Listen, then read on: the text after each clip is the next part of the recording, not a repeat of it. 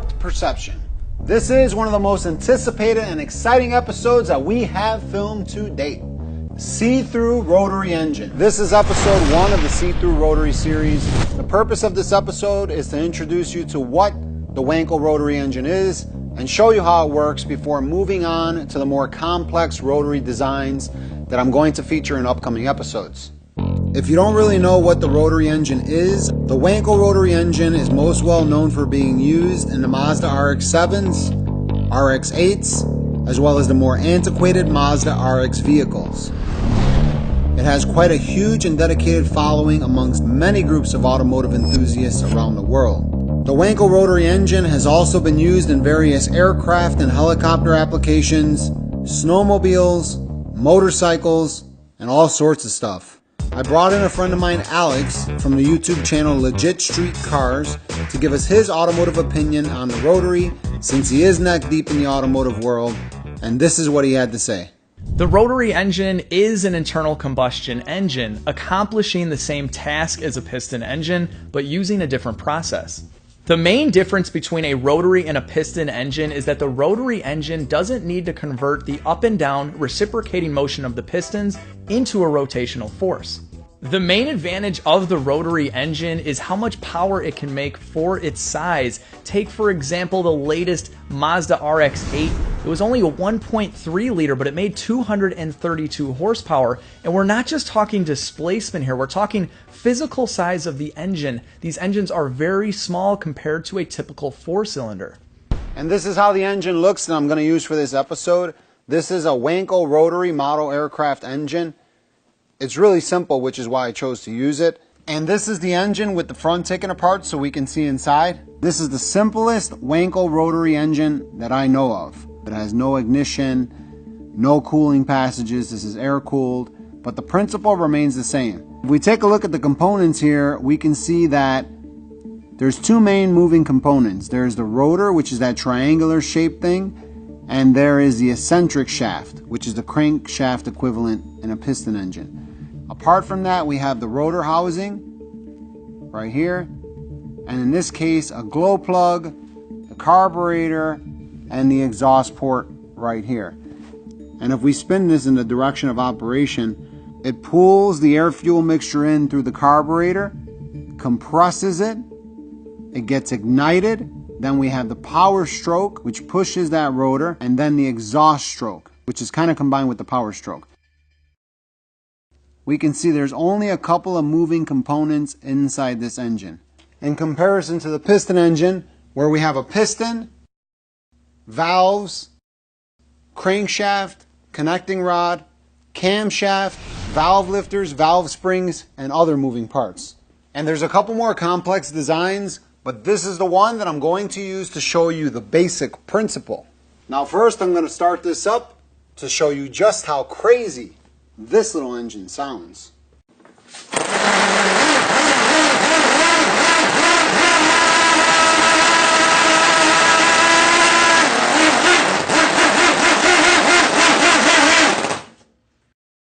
Now that you've seen the engine run on the bench, it's time for me to get to work and build a functional, see-through Wankel rotary engine.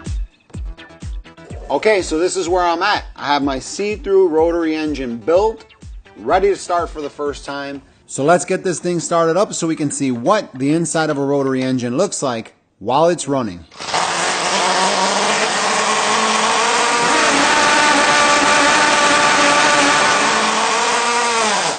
Wow, that was super cool. I shut it off before anything happened. Let's take a look at the high-speed footage and see what is going on inside that combustion chamber.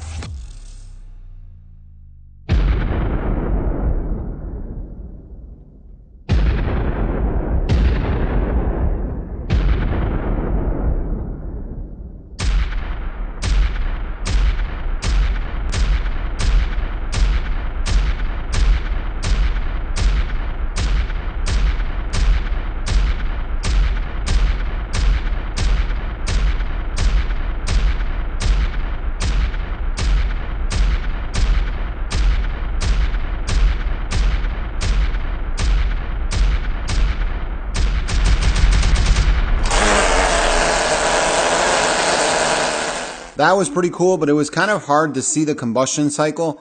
So for this next run, I painted the propeller nut and the bracket black so we don't have any distractions, and hopefully we can see it a little bit better.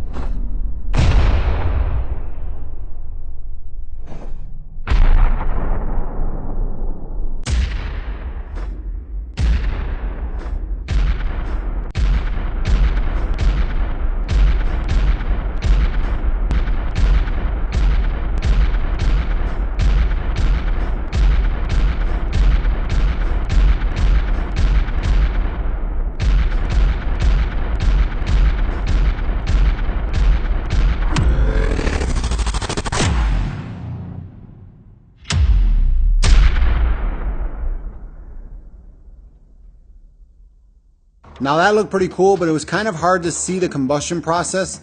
So I'm going to run this engine again, but this time I'm going to lace the intake air with pure acetylene gas. This should beautify the combustion process and give us a really nice light show. The engine didn't start here, but this is a good example of how the combustion pressure pushes that rotor and creates rotational force.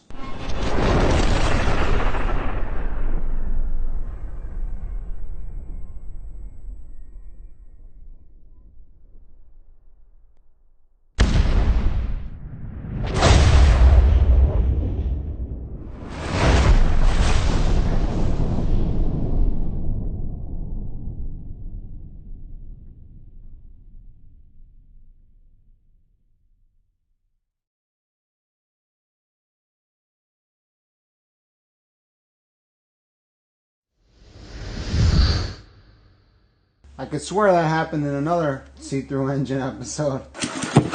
Whoa!